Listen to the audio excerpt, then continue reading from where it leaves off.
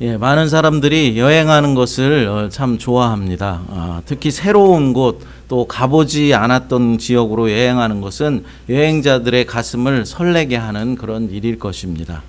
요즘 대부분의 사람들은 1년에 한두 번씩은 다들 해외여행을 다니는 것 같습니다. 그 해외여행을 다니는 것이 유행처럼 번져버려서 좀 재정적인 무리가 되더라 하더라도 웬만하면은 다들 해외여행을 다니는 것을 당연한 것으로 늘 생각하고 있습니다. 사실 하와이에 살고 있는 우리들은 뭐 여행이라고 해봐야 한국에 방문하는 것이나 또 본토의 LA나 라스베가스 정도 다녀오는 것이 전부이지만은 한국에 사는 사람들은 해마다 동남아며 뭐 유럽이며 안 다니는 곳이 없는 것 같습니다. 그렇게 정말로 해외여행들을 많이 다니는 것 같고 그것이 유행이 돼버린 것 같습니다. 우리도 언젠가는 우리 교인들과 함께 부담 없이 해외여행을 한번 다녀왔으면 좋겠습니다. 하지만 정말로 여행으로 그냥 쉬러 가는 여행이 아니라 일하러 가는 여행이라면 좀 이야기가 달라질 것입니다. 여행을 통하여서 힐링이 되기보다는 오히려 더 스트레스를 받을 것이고 더 피곤해질 것이기 때문입니다. 오늘 말씀의 제자들의 여행은 그냥 쉬러 가는 그런 여행이 아니라 선교 여행, 전도 여행입니다. 여러분, 이전에 가보지 못한 곳을 직접 찾아가서 직접 보고 만지고 맛보고 느끼게 되면은 우리의 사고의 지평이 새롭게 열려지기도 한다라는 것이죠. 주님은 12제자를 파송하시면서 제자들이 직접 땅의 현실을 보게 하셨습니다. 아픔으로 고통당하고 있는 사람들을 보게 하셨습니다. 그리고 가난으로 신음하고 있는 이들을 직접 보라고 하십니다. 사단의 세력에 붙들려서 자유를 잃어버리고 탄식하고 있는 사람들을 직접 가서 보라고 하시는 것입니다. 그리고 그 땅을 향해서 하나님 나라를 선포하라라는 것이죠. 그렇습니다. 제자들의 여행길은 단지 좋은 관광 코스가 아니라 하나님의 마음으로 세상을 보고 거룩한 부담을 품는 비전 여행이었던 것입니다. 예수님은 세상 속에 있는 제자들을 부르셨죠. 그리고는 다시 세상으로 보내시는 것입니다. 그러면서 그냥 보내시는 것이 아니라 그들에게 꼭 필요한 것이 무엇인지 알아서 파송 전에 제자들에게 말씀으로 권면하고 계시는 것입니다. 이 시간 제자들을 파송하시면서 주신 예수님의 말씀을 우리가 함께 살펴보면서 예수님이 제자들에게 주신 것이 무엇인지 알아보고 오늘날 우리에게 부탁하신 복음 전도의 사명을 감당하기에 있어서 깨우침이 있는 그런 시간이 되었으면 좋겠습니다. 첫 번째로 사명을 주셨습니다. 본문 7절을 같이 읽어보겠습니다. 가면서 전파하여 말하되 천국이 가까이 왔다 하고. 아멘. 제자들의 사명이 무엇이라고 말합니까? 제일 먼저는 하나님의 나라를 선포하는 것입니다. 천국이 가까이 왔다라는 이 말씀이 바로 하나님 나라를 선포하고 있는 메시지인 것이죠. 그런데 세례 요한도 하나님 나라를 동일하게 선포한 적이 있었습니다. 마태복음 3장 2절 말씀 읽어보겠습니다. 회개하라 천국이 가까이 왔느니라 하였으니. 아멘. 세례 요한이 천국이 가까이 왔다라면서 선포했던 메시지입니다. 예수님도 이전에 동일한 메시지를 선포하였습니다. 마태복음 4장 17절 말씀입니다. 이때부터 예수께서 비로소 전파하여 이르시되 회개하라 천국이 가까이 왔느니라 하시더라. 아멘. 그렇습니다. 세례 요한이 전하였고 예수님께서도 선포하셨던 이 하나님의 나라를 이제는 제자들이 전해야만 하는 것입니다. 제자들은 어떤 새로운 메시지를 전하는 것이 아니라 주님이 이미 선포하신 메시지를 반복해서 전하면 되는 것이었습니다. 다만 요한과 예수님이 외치신 이 메시지와 제자들이 전해야 할 이 메시지를 비교해 보면 회개하라라는 이 권면이 빠져 있는 것을 볼 수 있습니다. 그러니까 세례 요한과 예수님은 회개하라 천국이 가까이 왔느니라 라고 전한 반면에 제자들에게는 그냥 천국이 가까이 왔다 라고만 되어 있습니다. 하지만 이것은 앞에 두 텍스트에 근거해서 회개를 포함하고 있는 것이 전제되어 있다라는 사실입니다. 예수님께서 의도적으로 회개하라라는 이 말을 포함하지 않으신 것은 구속사의 연결성을 강조해 주기 위해서입니다. 그러니까 하나님 나라의 복음은 제일 먼저 세례 요한이, 이어서 예수님이, 이제는 주님의 제자들이 세상 끝날까지 선포해야 할 동일한 메시지였다라는 것이죠. 그렇습니다, 여러분. 주님의 제자들이 전했던 하나님의 나라는 이제 우리가 주님 앞에 나와 예배드리는 저와 여러분들이 동일하게 전해야 하는 복음의 말씀인 것입니다. 세례 요한이 전했고 예수님께서도 선포했으며 예수님의 제자들에게 전하라고 하셨던 이 하나님의 나라를 이제는 우리도 똑같이 전하고 선포해야 한다라는 것이죠. 아직도 주님을 알지 못하고 믿지 못하는 자들을 향해서 외치시기 바랍니다. 회개하라, 천국이 가까이 왔느니라. 여러분, 천국이 가까이 왔다라는 그럼 이 말은 무엇을 말하는 것입니까? 그것은 예수님께서 이 땅에 인간의 몸을 입고 오심으로 이미 하나님 나라, 그러니까 천국이 임한 것이고, 이제 부활하시고 승천하신 예수님께서 다시 이 땅에 오실 때면 하나님 나라가 완성된다, 완전하게 임하게 된다라는 사실을 말하는 것이죠. 여러분, 우리는 복음을 전해야 한다라는 말을 많이 하고 또 많이 듣습니다. 그럼 복음을 전한다는 말의 핵심이 무엇이겠습니까? 바로 하나님 나라의 임함을 선포하는 것입니다. 사람의 몸을 입고 이 땅에 오신 예수님께서 많은 병자들을 고쳐주시고 귀신을 쫓아내심으로 이미 임한 하나님의 나라를 우리에게 보여주셨습니다.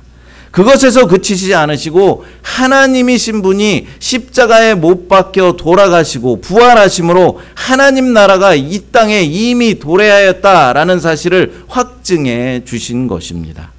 그 사실을 믿는 주님의 자녀된 우리들이 전해야 될 복음의 내용이 바로 이것입니다. 바로 예수님의 십자가와 부활, 그것을 통하여서 이미 임한 하나님의 나라를 선포해야 하는 것입니다.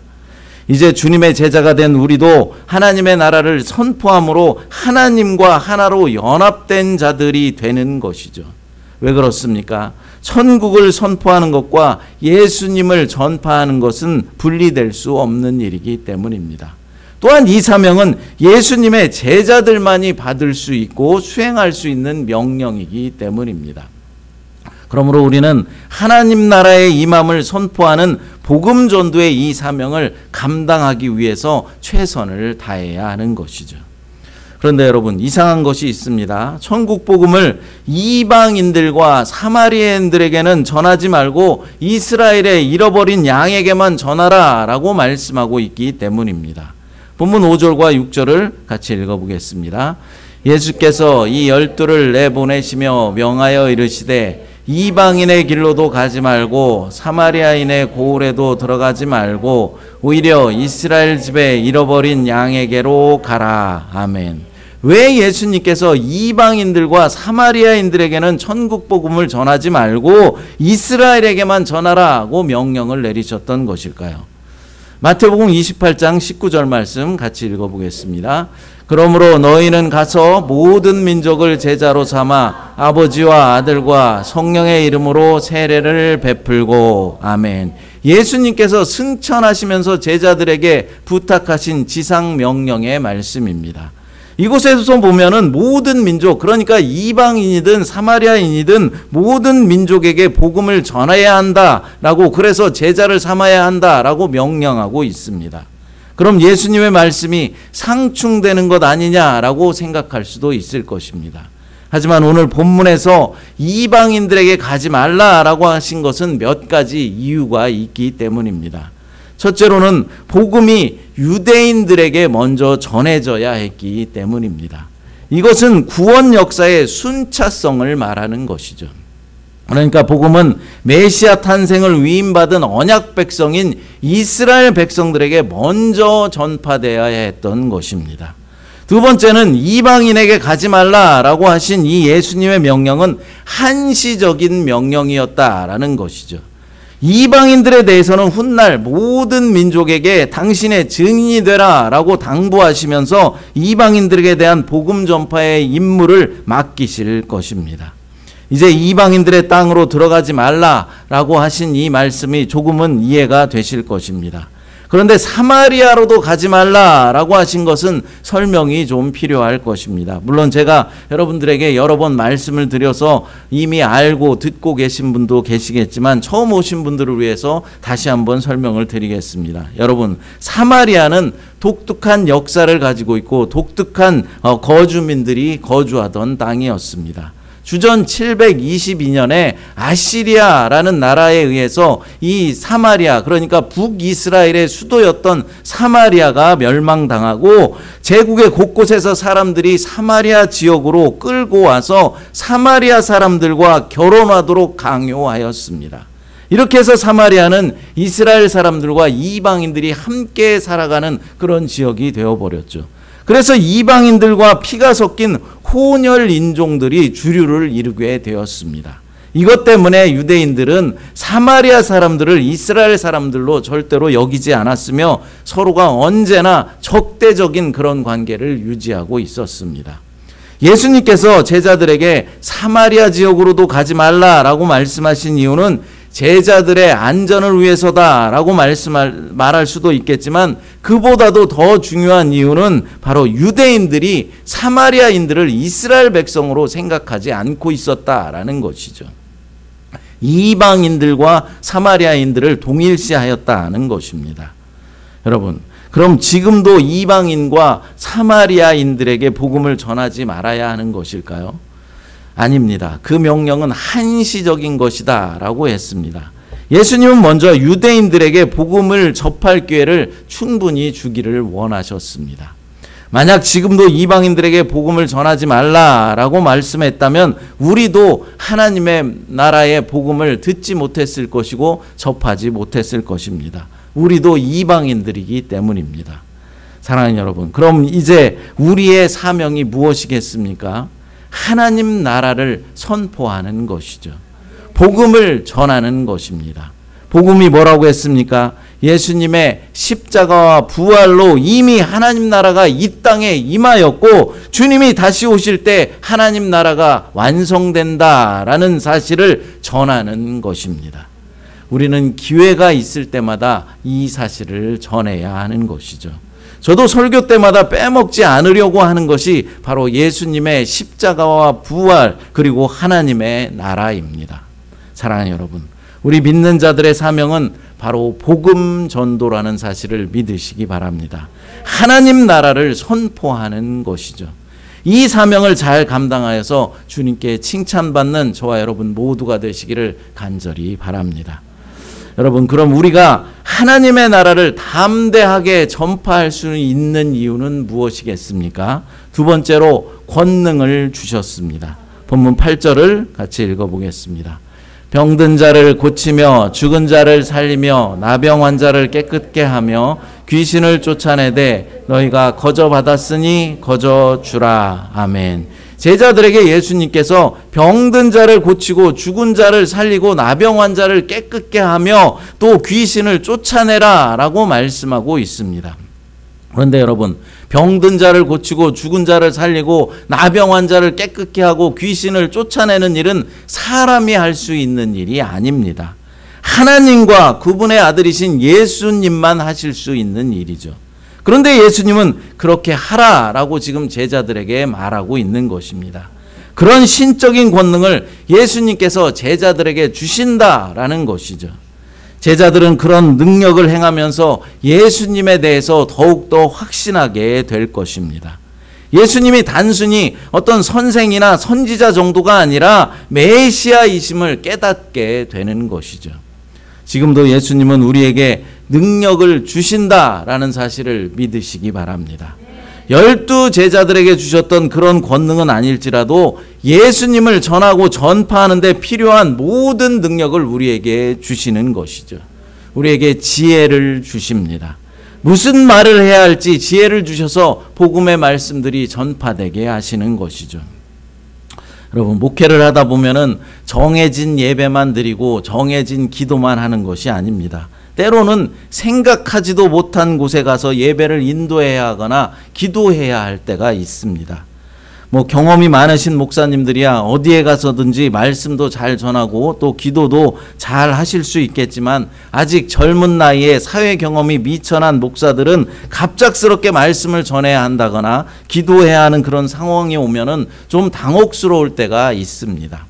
특히 임종을 앞둔 사람을 위해서 기도해야 한다든지 장례식장에서 말씀을 전하거나 기도해야 할 때 조금 부담이 될 때가 있다라는 것이죠.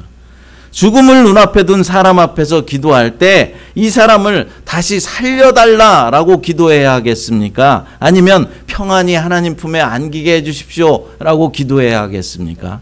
여러분, 어떻게 생각하십니까? 참 어려운 문제죠. 돌아가실 것이 누가 봐도 뻔한데 만약 살려달라라고 기도했다가 바로 죽음을 맞이하게 되면은 능력이 없는 목사로 낙인 찍히게 될 것입니다. 반대로 주님 품에 평안히 안기게 해달라라고 기도를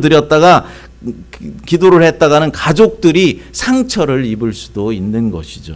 아직 보내드릴 준비가 가족들은 안 돼 있는데 목사가 와서 죽으라고 기도하는 꼴이 되기 때문입니다. 어떤 젊은 목사님은 장례식 위로 예배를 드리고 마지막 찬송을 부르고 나서 습관적으로 우리 주님께 영광의 박수를 올려드리겠습니다 라고 박수를 쳤다고 합니다. 이런 멘트를 해서 웃지도 울지도 못했다라는 간증을 들었습니다. 그만큼 장례 예식은 부담이 된다라는 것이죠. 저도 좀 당황스러운 그런 경험이 있었습니다. 제가 전도사 시절에 청년부를 담당하고 있을 때였습니다. 그런데 어느 날 밤에 전화 한 통을 받았는데 우리 교회 청년의 시신을 공원 분수대 앞에서 발견했다라는 그런 전화였고, 장례식장으로 이송하였다라는 전화였습니다. 정말로 청천벽력과 같은 그런 소식이었습니다. 그런데 사실 그 청년은 우리 교회에 출석하는 그런 청년은 아니었습니다. 그냥 친구 초청 예배 때 한 번 나온 그런 청년이었죠. 그래서 그 청년에 대한 얼굴도 전혀 모르고 인포메이션도 전혀 없는 그런 상황이었습니다. 그런데 어떻게 제게 연락이 왔는지 지금도 잘 이해가 되지는 않습니다. 어쨌거나 전화를 받고 제가 장례식장에 갔습니다. 위로 예배를 드려달라라는 그런 요청도 없었고 어떤 이야기도 듣지 못했기 때문에 저는 그냥 장례식장에 가서 인사만 하고 돌아오려고 했습니다. 그런데 장의사가 이제 마지막이니까 얼굴이라도 한번 보라는 것입니다. 저하고 친분 관계가 깊이 있는지 알았나 봅니다. 그리고 전도사님이시니까 위에서 한번 기도를 해달라고 부탁을 하는 것입니다. 저는 얼떨결에 잘 알지도 못하고 얼굴도 모르는 그 청년의 시신을 앞에 놓고는 기도를 하게 되었습니다. 사실 그런 상황에서 뭐라고 기도해야 하겠습니까? 제가 그 청년과 늘 일주일에 한 번씩 만나서 예배를 드리고 그 청년에 대해서 잘 알고 있다면 또 모를까? 그리고 젊은 나이에 길바닥에서 비명 행사한 이 청년의 시신 앞에서 뭐라고 기도해야 하겠습니까? 하지만 여러분, 그럴 때에도 주님은 제 입술을 열어주셨고 위로의 기도를 하게 해주셨습니다. 지혜를 주셔서 몹시 당황스러운 그런 상황이었지만 그곳에서의 모든 상황들을 지혜롭게 지나게 해주셨습니다. 그렇습니다, 여러분. 주님은 우리에게 어려운 상황에서도 잘 대처할 수 있는 그런 지혜를 허락해 주신다라는 것입니다. 우리의 일상의 삶 속에서도 마찬가지입니다. 우리는 수많은 어려움을 만나고 또 당황스러운 일이 찾아올 때도 있습니다. 하지만 그럴 때도 주님은 우리의 모든 어려움을 능히 이길 수 있는 능력을 허락해 주신다라는 사실이죠. 당황스러운 상황에서도 지혜를 주시는 것입니다. 특별히 복음을 전하는 상황에서는 더 큰 권능을 주셔서 복음의 말씀들이 잘 전달될 수 있도록 은혜를 주십니다. 그러므로 우리는 어떤 상황에서 당황하거나 두려워할 필요가 없는 것이죠. 주님께서 우리에게 지혜를 주시고 능력을 주시기 때문입니다. 담대함으로 하나님 나라를 전할 수 있도록 성령 하나님께서 함께해 주신다라는 사실을 믿으시기 바랍니다. 예수님은 제자로 부른 모든 사람에게 모든 문제들을 해결할 수 있는 그런 권능과 능력을 주시는 분이라는 사실을 믿으시기 바랍니다. 셋째로 약속을 주십니다. 본문 9절과 10절 말씀을 읽어보겠습니다. 너희 전대에 금이나 은이나 동인을 가지지 말고 여행을 위하여 배낭이나 두벌 옷이나 신이나 지팡이를 가지지 말라. 이는 일꾼이 자기의 먹을 것 받는 것이 마땅함이라. 아멘. 일꾼이 자기의 먹을 것을 받는 것이 마땅하다라고 말씀하십니다. 제자들이 예수님의 명령을 수행하기 위해서는 여러 가지 필요한 것들이 많이 있습니다. 돈도 필요하고 여행 장비와 음식도 필요합니다. 그리고 잠잘 곳도 준비해야 하는 것이죠. 그런데 예수님은 일꾼이 자기 먹을 것을 받는 것이 마땅하다라고 말씀합니다. 복음을 전하고 하나님 나라를 선포하며 그 일을 감당하는 사람에게는 당연히 그만한 보상을 해주어야 한다라는 것입니다. 누가 보상을 해준다고 합니까? 하나님께서 보상을 해주신다라고 약속해 주시는 것이죠. 그러므로 주의 사역자들은 하나님께서 모든 필요를 채워주실 것을 믿고 담대하게 하나님의 나라를 선포해야 하는 것입니다. 그럼 하나님은 어떤 방법으로 누구를 통하여서 복음 전도자들의 필요를 채워주시겠습니까? 바로 복음을 받아들인 사람들을 통해서입니다. 그들의 마음을 감동시켜서 사역자를 돕게 하시고 섬기게 하시는 것입니다.